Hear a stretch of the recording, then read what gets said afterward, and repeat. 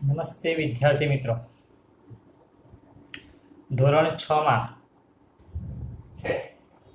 આપણે પાઠ નંબર 14 વિવિધતામાં એકતા એનો અભ્યાસ કરતા હતા. એમાં આપણે અલગ અલગ બિંદુઓનો અભ્યાસ કર્યો, જેવા કે ધર્મ, ભાષા, સાંસ્કૃતિક વિવિધતામાં એકતા. આટલા બિંદુઓનો આપણે અભ્યાસ કર્યો. આજે આપણે આગળ એમાં બે અંતિમ બિંદુઓનો અભ્યાસ કરવાના છીએ. એમાં વિવિધતા અને સમાનતાના પ્રયાસો. દેશમાં વિવિધતા છે અને વિવિધતામાં સમાનતા માટે કયા પ્રકારના પ્રયાસો, કયા પ્રકારના પ્રયત્નો થયા, એના વિશે આપણે આજે અભ્યાસ કરવાના છીએ. તો આપણા દેશમાં અનેક પ્રકારની વિવિધતા જોવા મળે છે. આપણે જોયું કઈ કઈ વિવિધતા છે, તો ધર્મમાં વિવિધતા છે, ભાષામાં વિવિધતા છે, સાંસ્કૃતિક વિવિધતા છે, રીત રિવાજમાં વિવિધતા છે, ખોરાક, પોશાક, આ બધી જ વિવિધતા આપણા દેશમાં છે. આ કારણે ક્યારેક વિવિધતાને લીધે ભેદભાવ જોવા મળે છે.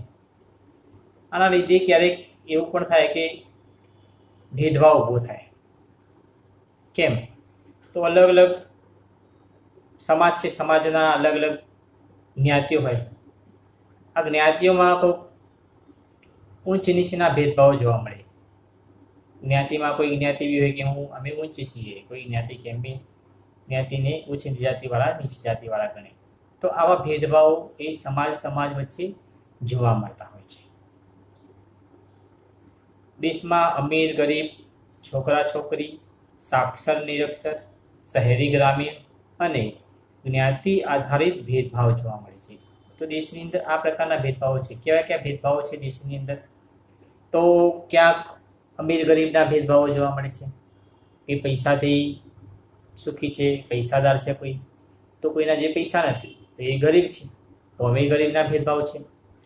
બીજું છે છોકરા છોકરી વચ્ચે ભેદભાવ. ઘરમાં છોકરીઓને સ્થાન એ બરાબર એનું સ્થાન છોકરીના ઘરમાં ના હોય. છોકરાનું સ્થાનનું છોકરાને માન મળતું હોય વધારે. છોકરાના કારણે જ પોતાનો વંશ વેલો વધે છે. આ પ્રકારની માનસિકતા આજે સમાજમાં જોવા મળે છે. એટલે છોકરા છોકરી વચ્ચેનો ભેદભાવ જોવા મળે છે. ક્યાંક સાક્ષર નિરક્ષર, તો ભણેલા છે તો ભણેલા અભણને એ પોતાનાથી નીચા ગણે છે, પોતાનાથી નીચ ગણે છે. કેમ? અમે ભણેલા છે, અમારામાં તમારા કરતાં વધારે જ્ઞાન પડેલું છે, અમે તમારા કરતાં સારા છીએ. તો આ સાક્ષર નિરક્ષરનો ભેદભાવ પણ જોવા મળે છે. શહેરી ગ્રામીણ, શહેરમાં જે લોકો રહે છે પોતાના બંગલામાં રહે છે, પોતાની સ્વતંત્ર ગાડી હોય, સ્વતંત્ર પોતાનું મકાન હોય, પોતાનો સ્વતંત્ર વ્યવસાય હોય. આ પ્રકારનું શહેરી એક જીવન છે. અને ગામડામાં લોકો તૂટેલા ફૂટેલા મકાનમાં રહેતા હોય, ઝૂંપડામાં રહેતા હોય, ખેતી કરતા હોય. તો આના લીધે પણ એક શહેરી ગ્રામીણનો ભેદભાવ એ ઊભો થયેલો જોવા મળે છે. અને આના કરતાં પણ જ્ઞાતિ આધારિત ભેદભાવ વધારે જોવા મળે છે. જ્ઞાતિઓ વચ્ચે ભેદભાવ હોય છે. ભારતની અંદર કેટલાય પ્રકારના સમાજ છે. હિન્દુ છે તો હિન્દુ સમાજની અંદર કેટલાય પ્રકારની જ્ઞાતિઓ છે. તો આ જ્ઞાતિઓ વચ્ચે પણ ભેદભાવો આપણને વર્તમાનમાં પણ આ પ્રકારે જોવા મળે છે. પ્રારંભિક સમાજ રચનામાં વ્યવસાય આધારિત વર્ણ વ્યવસ્થા હતી. તો પ્રારંભિક જે સમાજ વ્યવસ્થા, સમાજની જે રચના હતી એ કેવી હતી? તો વ્યવસાયના આધારે સમાજ રચના, વ્યવસાયના આધારે વર્ણ વ્યવસ્થા હતી. ક્ષત્રિય, બ્રાહ્મણ, વૈશ્ય અને શૂદ્ર, આ 4 પ્રકારની વર્ણ વ્યવસ્થા હતી. ક્ષત્રિયનું કામ શું હતું? તો આ સમાજનું, આ દેશનું રક્ષણ કરવાનું કામ. બ્રાહ્મણોની શું કર્તવ્ય હતું? તો બ્રાહ્મણોનું કામ હતું કે સમાજને જ્ઞાન આપવું, સમાજને જ્ઞાનવાન કરવો, બ્રાહ્મણોનું કામ હતું. વૈશ્ય લોકોને જીવન જરૂરિયાતની જે પણ ચીજો હતી એ બધી પૂરી પાડતા હતા. અને શુદ્ર લોકો એ સ્વચ્છતા, સફાઈનું કામકાજ કરતા હતા. તો 4 પ્રકારે એ વ્યવસાય આધારિત વર્ણ વ્યવસ્થા શરૂઆતની સમાજ રચનામાં હતી.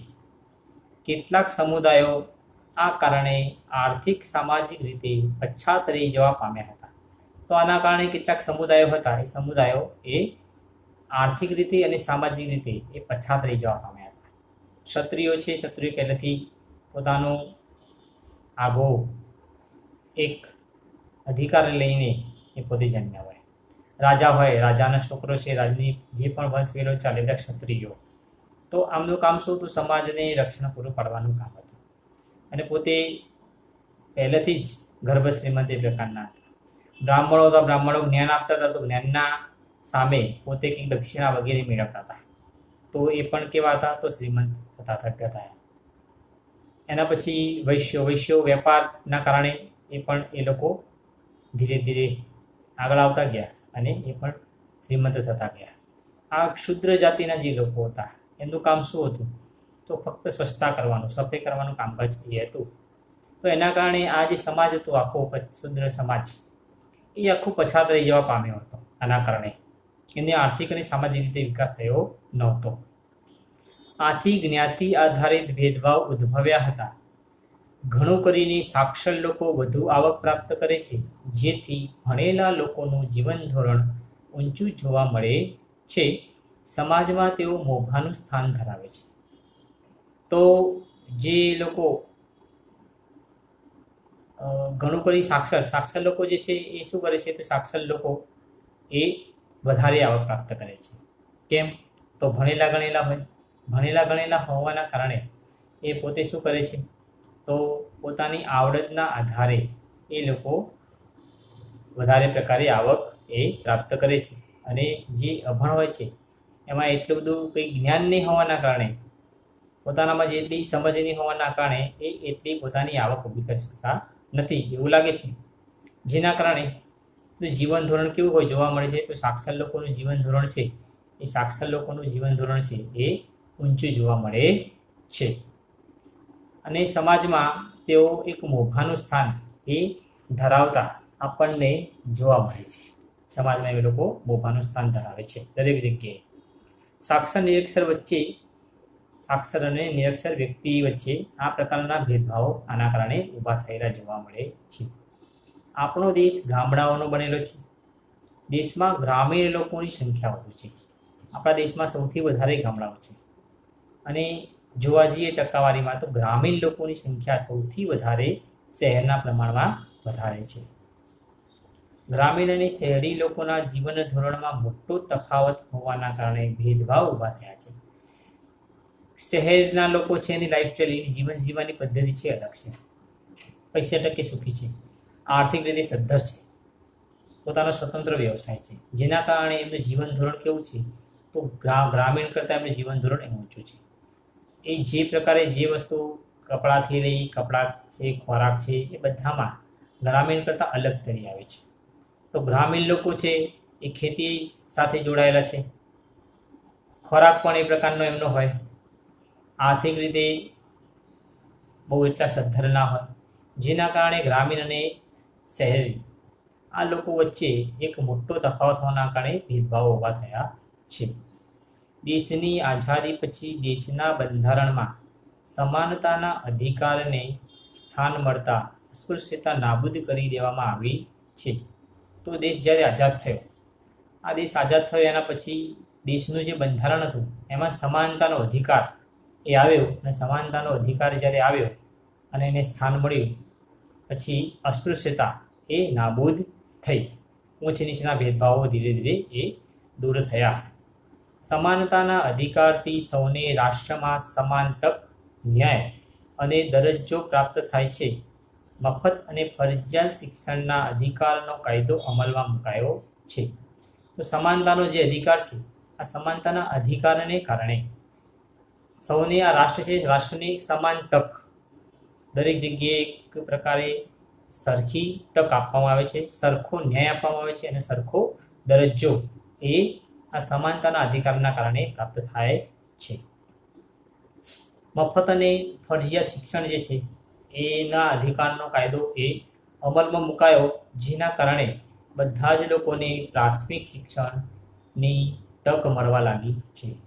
તો શિક્ષણ જે છે, શિક્ષણ એ બધા જ માટે ફરજિયાત હોવું જોઈએ. અને બધા જ ને સમાન રીતે શિક્ષણ મળવું જોઈએ. તો કાયદો અમલમાં આવ્યો કે સમાનતાના અધિકાર અને એમાં પણ ફરજિયાત શિક્ષણનો અધિકારનો કાયદો અમલમાં આવે, જેના કારણે બધા લોકોને મફત અને ફરજિયાત શિક્ષણ મળવા લાગ્યું છે. લોકોના સામૂહિક વિકાસ માટે ગ્રામ્ય સડકો, પ્રાથમિક આરોગ્ય કેન્દ્રો, વીજળી, પીવાના પાણીની સુવિધાઓ વગેરે પાયાની સુવિધાઓ સરકારે વધારી છે. તો લોકોનો સામૂહિક વિકાસ થાય, આ સામૂહિક વિકાસ માટે જે સરકાર છે, તો સરકારે કયા પ્રકારના પગલાં લીધા છે? તો ગામડાઓ જે છે એમાં પાકા રસ્તાઓ બનાવ્યા, તો ગામડાઓ શહેરની સાથે સીધા કનેક્ટ થયા, એટલે એની સાથે જોડાયા. પ્રાથમિક આરોગ્ય કેન્દ્રો વધ્યા. પહેલાં શું હતું, તો ગામડામાં કોઈ બીમાર પડે તો એને દૂર શહેરમાં જવું પડે, અને શહેરમાં જતાં જતાં એ વ્યક્તિ કાં તો રસ્તામાં મૃત્યુ પામે, તો એને પૂરતી સારવાર નહીં મળવાના કારણે એ વધારે બીમાર થઈ જાય.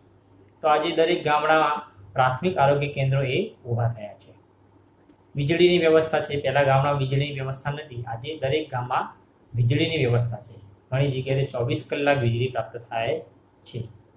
પીવાના પાણીની પણ સુવિધા આજે દરેક ગામમાં એ પ્રકારે થઈ ગઈ છે. ક્યાંક બોર બનાવવાના કારણે, ક્યાંક તળાવ ખોદાવાના કારણે, ક્યાંક સરોવર બંધાવાના કારણે, ચેકડેમ બંધાવાના કારણે પીવાના પાણીની સુવિધાઓ, નહેર દ્વારા પણ પીવાના પાણીની સુવિધાઓ આજે એ પાયાની સુવિધાઓ સરકારે આ બધી વધારી છે, જેના કારણે સામાન્ય જીવન પણ એ સરળતાથી ચાલી શકે. આ પ્રકારની વ્યવસ્થાઓ એ સરકાર દ્વારા કરવામાં આવી છે. લોકો પોતાના ધર્મનું પાલન કરે, પોતાની ભાષા બોલી શકે અને પોતાના તહેવારો ઉજવી શકે, એ પ્રકારની સ્વતંત્રતાઓ મળવાના કારણે આઝાદી પછીના વર્ષોમાં ભેદભાવો નામશેષ થઈ રહ્યા છે. તો પોતાના ધર્મનું લોકો પાલન કરી શકે, સરળતાથી પોતાનો ધર્મ પાળી શકે, અલગ અલગ ધર્મ પાળી શકે, પોતાની ભાષા પણ સ્વતંત્ર રીતે બોલી શકે, પોતાના તહેવારો સ્વતંત્રતાથી ઉજવી શકે. આ પ્રકારની સ્વતંત્રતા બધા જ લોકોને આઝાદી પછી મળી, અને આઝાદી પછી જેના કારણે બધા ભેદભાવો ધીરે ધીરે એ નામશેષ થઈ જવા પામ્યા છે.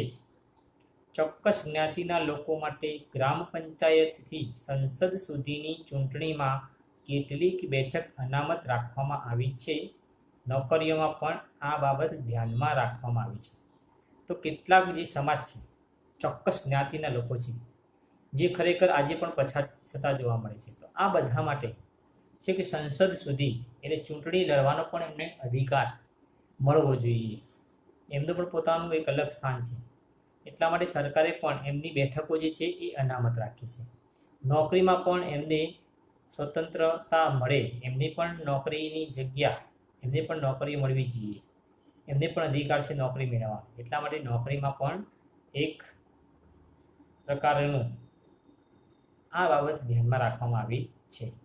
વિદ્યાર્થીઓ માટે છાત્રાલય, શિષ્યવૃત્તિઓ અને આર્થિક યોજનાઓનો અમલમાં આવી, જેથી સામાજિક, આર્થિક અને રાજકીય તથા સાંસ્કૃતિક ક્ષેત્રે સૌને આગળ વધવાની તકો પ્રાપ્ત થઈ રહી છે. તો વિદ્યાર્થીઓ છે, તો ગામડામાંથી શહેરમાં જવું હોય તો એટલી બધી સુવિધાઓ પહેલાંના સમયમાં હતી નહીં, જેના કારણે સરકારે શું કર્યું, તો છાત્રાલયો ખોલ્યા. આ છાત્રાલયમાં વિદ્યાર્થીઓ છે પોતે ત્યાં રહી શકે, ભણી શકે, એની જમવાની વ્યવસ્થા, બધી જ વ્યવસ્થા છાત્રાલય દ્વારા એને મળી રહે. તો છાત્રાલયની વ્યવસ્થા થઈ. શિષ્યવૃત્તિઓ, ગરીબ છે, ગણવેશ લાવવા માટે પૈસા નથી, પુસ્તકો લાવવા માટે પૈસા નથી, તો સરકારે શિષ્યવૃત્તિની વ્યવસ્થા કરી, જેના કારણે પોતે પોતાના પગ ઉપર ભણી શકે. આર્થિક સહાયની વિવિધ પ્રકારની યોજનાઓ સરકારે આજે અમલમાં મૂકી છે, જેના કારણે કોઈ પણ વ્યક્તિ જે છે એ સામાન્ય રીતે ધંધો રોજગાર મેળવી શકે. તો આ પ્રકારની આર્થિક સહાયની યોજનાઓ પણ સરકાર દ્વારા અમલમાં મૂકવામાં આવી છે, જેના કારણે સમાજનો બધી જ રીતે વિકાસ થયો છે. તો આર્થિક રીતે પણ વિકાસ થયો છે, સાંસ્કૃતિક રીતે વિકાસ થયો છે, સામાજિક રીતે વિકાસ થયો છે, અને રાજકીય રીતે વિકાસ થઈ જવા પામ્યો છે, અને બધા જ લોકોને આગળ વધવાની તકો પ્રાપ્ત થઈ છે. છેલ્લો બિંદુ છે છોકરા છોકરી અંગેનો ભેદભાવ. તો સમાજમાં આજે પણ છોકરા છોકરી અંગેનો ભેદભાવ જોવા મળે છે. ભારત જ નહીં પણ વિશ્વના કોઈ પણ રાષ્ટ્રની પ્રગતિ અને વિકાસમાં માનવ સંસાધન તરીકે સ્ત્રીઓની ભૂમિકા ખૂબ જ મહત્વની છે.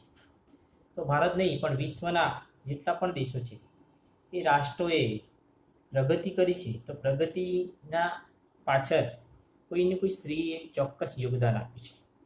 કોઈને કોઈ સ્ત્રીનું આજે પણ એ દિશામાં યોગદાન રહ્યું છે. આજે જોઈએ મોટી મોટી જે કંપનીઓ છે, બેન્કો છે, કે વિવિધ ક્ષેત્રો છે, એ બધાની અંદર આજે સ્ત્રી એ આગળ આવી છે. એને પણ પોતાનું એક સ્થાન એને પ્રાપ્ત કર્યું છે. તો સ્ત્રીનું યોગદાન એ રાષ્ટ્રની પ્રગતિ માટે અને વિકાસમાં માનવ સંસાધન તરીકે એની ભૂમિકા ચોક્કસ રહી છે. સ્ત્રી પુરુષની જૈવિક ભિન્નતાની સાથે સામાજિક અને સાંસ્કૃતિક દૃષ્ટિકોણથી છોકરીઓના ઉછેરમાં ભેદભાવ હોવાથી બંનેનો વિકાસ પણ અલગ રીતે થાય છે. તો સ્ત્રી અને પુરુષ એ બંનેની જે જૈવિક ભિન્નતા છે, સ્ત્રી અને પુરુષ એ બંનેમાં જૈવિક રીતે એ ભિન્નતા જોવા મળે છે, જેના કારણે એમને સાંસ્કૃતિક રીતે અને સામાજિક રીતે આ બંને રીતે છોકરા અને છોકરીઓના ઉછેરની અંદર પણ આજે આપણને ભેદભાવ જોવા મળે છે. કેવી રીતે ભેદભાવ જોવા મળે છે?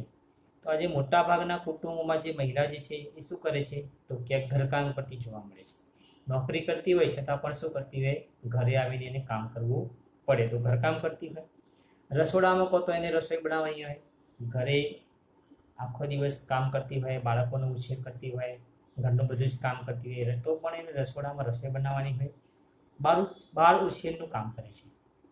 છોકરાઓનો ઉછેર કરવાનું કામ તો એ સ્ત્રીઓનું છે.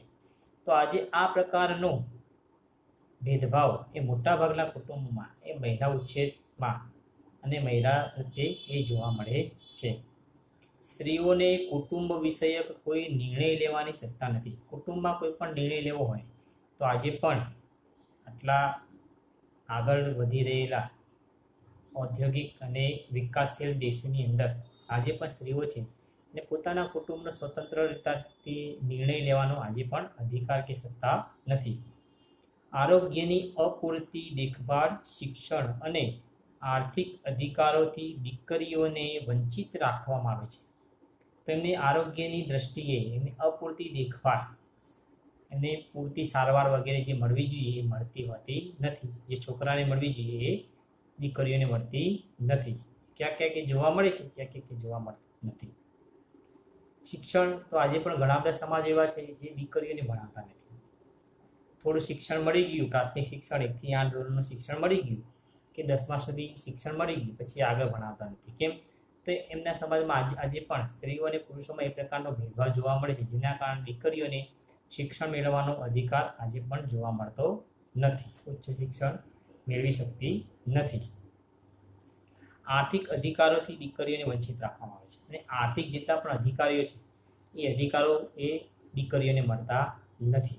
જેટલા દીકરાઓને મળે છે એટલા આર્થિક અધિકાર પોતાના કુટુંબમાં, સમાજમાં મળતા નથી. કપડામાં, રમતોમાં, અભ્યાસની તકોમાં, હરવા ફરવા, વિચાર અને વ્યવહાર વગેરેમાં છોકરીઓ સાથે ભેદભાવ રાખવામાં આવે છે. તો કપડાં જે પ્રકારે પુરુષો પહેરે છે, છોકરાઓ પહેરે છે, પ્રકારે છોકરીઓ પહેરી શકે નહીં. રમતો જે છોકરાઓ રમે છે તો છોકરીઓને રમવાનો અધિકાર મળતો નથી. અભ્યાસની જે તકો મળવી જોઈએ એ અભ્યાસની તકોમાં પણ છોકરાઓ આગળ રહે છે, છોકરીઓને અભ્યાસની તકો મળતી નથી. હરવા ફરવાની બાબતે છોકરાની સ્વતંત્રતા હોય છે, છોકરીઓની સ્વતંત્રતા આજે દેખાતી નથી. વિચાર, કયા કયા પ્રકારનો વિચાર, પોતાનો વિચાર મત રજૂ કરવો, વ્યવહાર કરવો, એ બધામાં આજે છોકરીઓ છે એના પર બંદી લાગવામાં આવે છે. ઘણા બધા સમાજમાં એવી છે કે જે છોકરીઓને આ બધું જ જે બાબતો કહી એ બધી જ બાબતોમાં આજે બંદી આજે પણ જોવા મળે છે. છોકરીઓમાં સાક્ષરતાનું પ્રમાણ નીચું હોવાથી છોકરીઓ બાળ લગ્ન, પડદા પ્રથા, દહેજ પ્રથા તથા અન્ય કુરિવાજોનો ભોગ બને છે. તો આના કારણે શું થાય છે? તો આના કારણે કે છોકરીઓનું સાક્ષરતાનું પ્રમાણ નથી હોતું. અને સાક્ષરતાનું પ્રમાણ નહીં હોવાના કારણે છોકરીઓ છે એને બાળ લગ્ન, પહેલાંના જમાનામાં બાળ લગ્ન થતા. છોકરી 12 વર્ષની થાય, 8 વર્ષની હોય તો એને નાનપણમાં જ એના લગ્ન કરી દેવામાં આવતા. આજે પ્રમાણ થોડું ઘટ્યું છે, શરૂઆતમાં બાળ લગ્ન, પછી પડદા પ્રથા. આજે ઘણા બધા સમાજ એવા છે, આજે પણ ઘરમાં તમે જાઓ તો સ્ત્રીઓ તમને જોવા ના મળે, અને સ્ત્રીઓ જોવા મળે તો ઘૂંઘટો તાણેલો હોય એટલે પડદો પાડેલો હોય, તો ઘરની અંદર એ પ્રકારે પડદા પાડેલા હોય. તો પડદા પ્રથા આજે પણ ઘણા બધા સમાજમાં એ રૂઢિવાદિતા હોવાના કારણે પડદા પ્રથામાં સ્ત્રીઓ આજે પણ જોવા મળે છે. પછી છે દહેજ પ્રથા. તો છોકરીઓ છે, છોકરીઓના લગ્ન થાય તો સામેવાળા હોય છોકરાવાળા, એ છોકરોએ પોતે ભણ્યો તો ભણવાનો બધો જ ખર્ચો એ સામે છોકરી પક્ષ પાસેથી માગતા હોય છે, તો દહેજમાં માગતા હોય છે કે આટલા પૈસા આપો, આ તમારી દીકરીના જ કામમાં આવવાના છે. આ પ્રકારે દહેજ પોતે માગતા હોય છે. અને અન્ય કુરિવાજો, ઘણા બધા કુરિવાજોથી આ છોકરીઓ છે એ આજે એનો ભોગ બનતી હોય છે. અને આજે સ્ત્રીઓના ઉપર અત્યાચારના ઘણા બધા કિસ્સાઓ આજે આપણે જોઈ શકીએ છીએ. સમાજમાં પુત્ર જન્મને પ્રાધાન્ય હોવાથી સ્ત્રી ભ્રૂણ હત્યાનો ભોગ બને છે. આજે પણ સમાજમાં ઘણા બધા સમાજો જે છોકરો જન્મે તો છોકરો જન્મે એની ખુશી મનાવવામાં આવે છે, દીકરી જન્મે તો એની ખુશી મનાવવામાં આવતી નથી. અને હવે તો થોડું સરકારે એવા પ્રકારના કાયદા કર્યા છે જેના કારણે સ્ત્રી ભ્રૂણ હત્યા હવે થોડું એમાં કાપ આવે છે. પણ ઘણા બધા સમાજમાં એવું હતું કે દીકરો સ્ત્રી હોય, એ સ્ત્રી ગર્ભવતી હોય તો ગર્ભનું પરીક્ષણ કરાવવામાં આવે. ગર્ભનું પરીક્ષણ કરાવે, જો છોકરો હોય તો જ એને રાખવામાં આવે, છોકરી હોય તો એની ભ્રૂણ હોય છે એને જ હત્યા કરી દેવામાં. તો સ્ત્રી ભ્રૂણ હત્યા એનો ભોગ સ્ત્રીઓ ઘણી બધી બનેલી છે. આજે એનું પ્રમાણ થોડું ઘટ્યું છે. વિવિધ ક્ષેત્રોમાં મહિલાઓનું અલ્પ પ્રમાણ સ્ત્રી પુરુષના ભેદભાવ સ્પષ્ટ કરે છે. તો ઘણા બધા ક્ષેત્રો છે જેમાં મહિલાઓ છે એનું પ્રમાણ કેવું છે, એ પુરુષના કરતાં ઓછું પ્રમાણ જોવા મળે છે, જે સ્ત્રી અને પુરુષમાં ભેદભાવ ઊભો કરે છે. જો કે સમાજમાં જાગૃતિ અને શિક્ષણનો વ્યાપ વધવા સાથે આ ભેદભાવો ભૂંસાતા જાય છે. તો આજે શિક્ષણ છે, શિક્ષણનો સમાન તક સ્ત્રીઓને મળવા લાગી છે. નોકરીઓમાં પણ સ્ત્રીઓને સમાન તકો મળવા લાગી છે. સમાજમાં જાગૃતિ આવી છે. આ જાગૃતિ આવવાના કારણે સ્ત્રીઓ છે ધીરે ધીરે આગળ આવવા લાગી છે, અને શિક્ષણનો પણ ધીરે ધીરે વ્યાપ હવે ધીરે ધીરે વધવા લાગે છે. તો આજે સ્ત્રીઓ પણ એ ઉચ્ચ શિક્ષણ મેળવતી થઈ છે. ડૉક્ટર આજે પણ સ્ત્રીઓ જોવા મળે છે, પાયલોટ સ્ત્રીઓ જોવા મળે છે, બેંકના અધિકારી, ક્લાર્ક, બધી જ રીતે શિક્ષક, બધામાં આજે સ્ત્રીઓ આગળ થતી જોવા લાગે છે. કેમ? તો સમાજમાં જાગૃતિ આવી, એના કારણે શિક્ષણનો વ્યાપ વધ્યો, એના કારણે આજે આ બધા જ પ્રકારના ભેદભાવો જે છે એ ભૂંસાતા જતા જોવા મળે છે. તો પાઠ નંબર 14માં આપણે અલગ અલગ પ્રકારના બિંદુઓ આ ભણ્યા કે વિવિધતામાં એકતા. આ દેશમાં કેટલાય પ્રકારની વિવિધતા છે, છતાં પણ આ દેશની અંદર એકતા છે. તો આ એકતા જે છે, એ એકતાના કારણે જ ભારત એ વિશ્વમાં અનોખી ઓળખ ધરાવે છે. અને આ અનોખી ઓળખ હોવાના કારણે ભારતનું સ્થાન વિશ્વના અન્ય દેશો કરતાં એક અલગ સ્થાન એ ભારતનું છે. તો પાઠની અંદર ગલાવાળા બિંદુઓનો આપણે અભ્યાસ કર્યો છે. વિડીયો જોઈને પણ ઘણા બધા બિંદુઓનો આપણે અભ્યાસ કરીશું, પુસ્તક વાંચીને પણ આપણે અભ્યાસનો કરીશું. અને જે બિંદુઓ છે, બિંદુઓ સમજાઈને તો વારંવાર વિડીયો જોઈશું તો બિંદુ આપણને સમજાતા જશે. પુસ્તકનું વાંચન કરીશું વારંવાર તો પણ સમજાતું જશે. એના પ્રશ્નો એમાંથી કાઢીએ, પ્રશ્નોના જવાબ જાતે લખીએ તો પણ આપણું જે છે પુનરાવર્તન થતું જશે, અને આપણે અભ્યાસમાં પાકા થતા જઈશું. અને સ્વાધ્યાય છે, એ સ્વાધ્યાય આપણી સામાજિક વિજ્ઞાનની નોટમાં સારા અક્ષરે લખીએ, જેથી આપણને પરીક્ષામાં વાંચવામાં કોઈ તકલીફ પડે નહીં. બસ એટલું જ. નમસ્કાર.